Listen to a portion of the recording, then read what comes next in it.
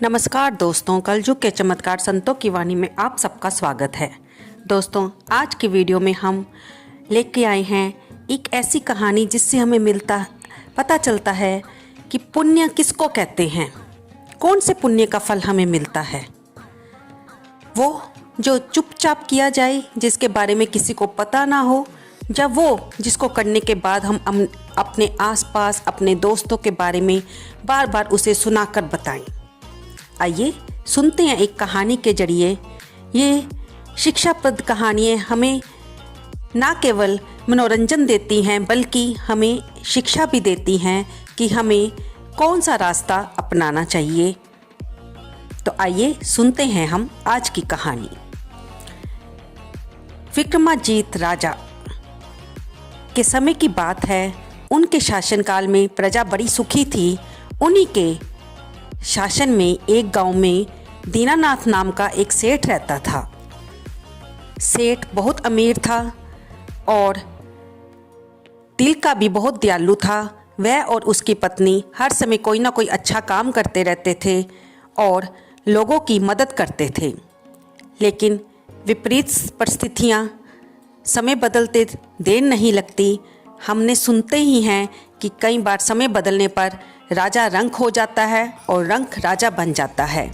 समय का यही खेल सेठ दीनानाथ के साथ भी चला और वह एक दिन ऐसा आया कि उनका सारा पैसा एक नुकसान में चला गया और वे एकदम से गरीब हो गए। अब तो घर का गुजारा भी बड़ी मुश्किल से चलता था। सेठानी जहाँ पर अपने घर में सेठानी बनकर रहती थी, वहीं अब घर का गुजारा चलाने के लिए उसे दूसरे लोगों के घरों में काम करना पड़ रहा था और सेठ को खेतों में काम करना पड़ रहा था। लेकिन ये उन दोनों की बहुत हिम्मत थी कि वे इसे भी परमात्मा की मर्जी मानकर सहन कर रहे थे और अपना काम करके, मेहनत करके अपना गुजारा कर रहे थे।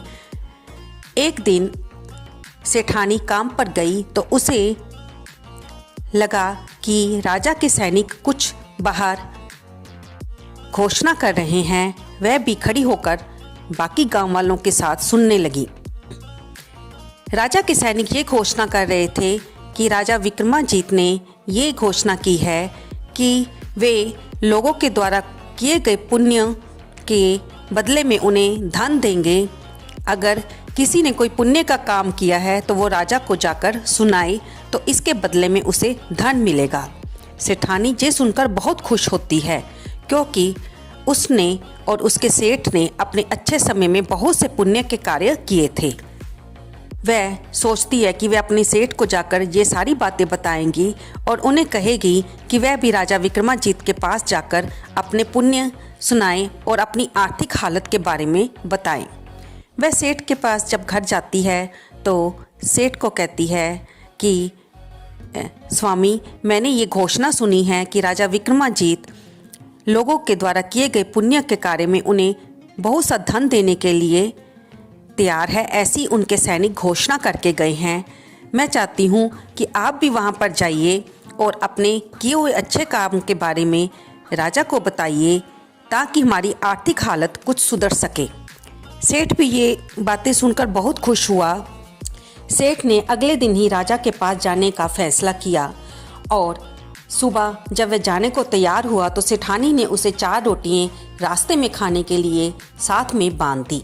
सेठ रोटी लेकर चल दिया और क्योंकि रास्ता बहुत लंबा था, सेठ धीरे धीरे चलते चलते एक जगह पर जब थक गया तो उसने सोचा कि मैं थोड़ा नदी के पास बैठकर विश्राम कर लूं और खाना खाकर पानी पी लूं, फिर आगे चलूंगा। एक पेड़ की छांव देखकर सेठ वहां पर बैठ गया और जैसे ही उसने खाने वाली पोटली खोल ली तो वहां पर एक कुतिया अपने 4 छोटे छोटे बच्चों के साथ वहां आ गई। वह ऐसा लग रहा था कि बहुत देर से भूखी है और वह सेठ की तरफ देख रही थी, जैसे कह रही हो कि मुझे भी कुछ खाने को दे दो। सेठ ने जब उसकी तरफ देखा तो वह समझ गया कि वह कुतिया भूखी है। उसने सोचा कि ये कुतिया मेरे साथ कुछ खाने की वस्तु मिलने के कारण आई है, या शायद इसे पोटली में से रोटी की सुगंध आ गई है, इसलिए ये मेरे पास आई है। सेठ ने अपनी 4 रोटियों में से 2 रोटी उस कुतिया को दे दी। कुतिया ने उसे जल्दी जल्दी से खा लिया। जब सेठ रोटी खाने लगा तो वह फिर उसकी तरफ देखने लगी। सेठ ने कुतिया की तरफ देखा, फिर उसके बच्चों की तरफ देखा तो उसके मन में बहुत ही दया के भाव उमड़ आए। उसने सोचा कि मैं तो पानी पीकर भी पेट भर सकता हूँ, लेकिन इस कुतिया के ये 4 बच्चे दूध पीने वाले हैं तो इसको ज़्यादा भूख लगी है। तो उसने अपनी 2 बची हुई रोटी भी कुतिया को दे दी कि कम से कम तेरा पेट तो भर जाएगा, मैं पानी पीकर ही पेट भर लेता हूँ। ऐसा विचार करके उसने दोनों रोटी कुतिया को दे दी। कुतिया ने वो भी खा ली और वहाँ से चली गई। सेठ ने पानी पिया और थोड़ी देर विश्राम करके वो राजा के अपने राज्य की तरफ चल पड़ा। राजा के राजमहल में राज दरबार में पहुंचकर उसने देखा कि वहाँ पे बहुत से लोग आए हुए थे और वे अपने अपनी पुण्य के किए हुए कार्य को राजा को सुना रहे थे, जिन्हें देखकर मंत्री और राजगुरु विचार करते थे कि क्या वो पुण्य सही है, और अगर उन्हें सही लगता तो उसके बारे में राजा उन्हें धन दे देता था, नहीं तो नहीं देता था। सेठ ये सोच देखकर बहुत आश्चर्यचकित हुआ और सोचने लगा कि पता नहीं मेरे साथ कैसा होगा। लेकिन जब सेठ की बारी आई और उसने अपने सारे पुण्य राजा को सुनाए और कहा कि महाराज, मैं एक समय में बहुत अमीर था, लेकिन वक्त के कारण मैं अब निर्धन हूँ और मैंने उस समय जो अच्छे काम किए थे वो मैंने सारे आपको बता दिए हैं, अब जैसी आपकी इच्छा। तब राजगुरु और मंत्री की सलाह से राजा ने कहा कि हम इन पुण्य के सेठ जी आपको कुछ भी धन नहीं दे सकते, क्योंकि ये पुण्य इतने बड़े नहीं हैं जिसके बदले में धन दिया जाए।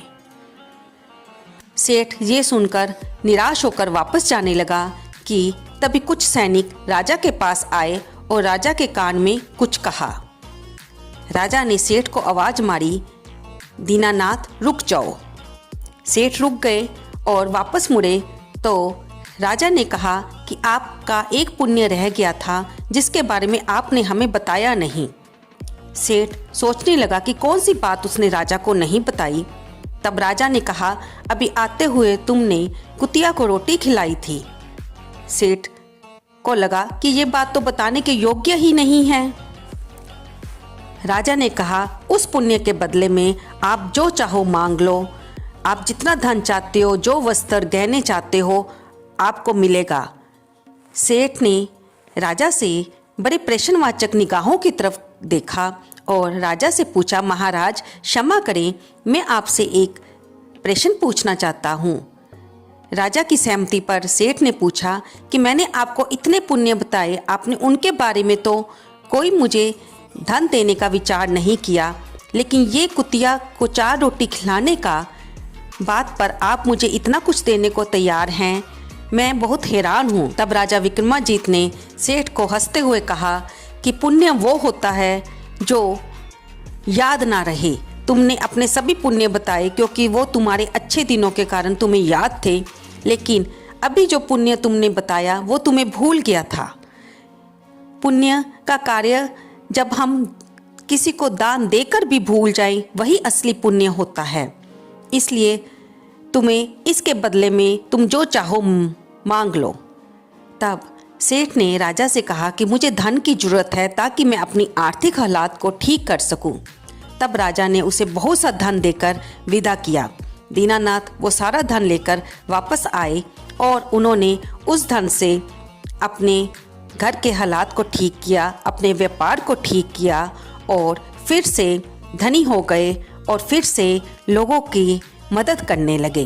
तो दोस्तों, इस कहानी से हमें शिक्षा मिलती है कि पुण्य वो नहीं होता जो लोगों को बताया जाए या जो हम याद कर कर के अपने अंदर ही खुश होते रहे कि मैंने तो ये काम किया है। पुण्य वो होता है जिसे हम लोगों को भी बताने में भूल जाएं। तो दोस्तों, आपको ये कहानी कैसी लगी? कृपया इसे लाइक करें, शेयर करें और कमेंट करें। अगर आप मेरे चैनल पर नए हैं तो मेरे चैनल को सब्सक्राइब कर लें।